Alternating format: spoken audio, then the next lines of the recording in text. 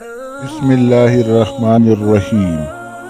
حضور پاک صلی اللہ علیہ وسلم نے فرمایا، بد نصیب ہے وہ شخص جو والدین کی خدمت کر کے ان کی دعا نہیں لیتا اور لوگوں سے کہتا پھرتا ہے کہ میرے لیے دعا کرنا۔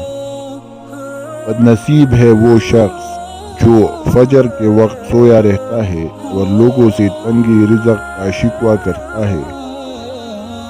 بد نصیب ہے وہ شخص جو نماز عشاء نہیں پڑھتا اور دعاؤں میں پرسکون نیند تلاش کرتا ہے۔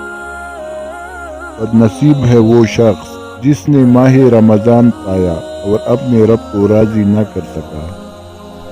اور آپ صلی اللہ علیہ وسلم نے فرمایا، جس نے میری ایک حدیث سنی اور دوسروں تک پہنچائی، قیامت کے روز اس کے لیے میری شفاعت نصیب ہوگی۔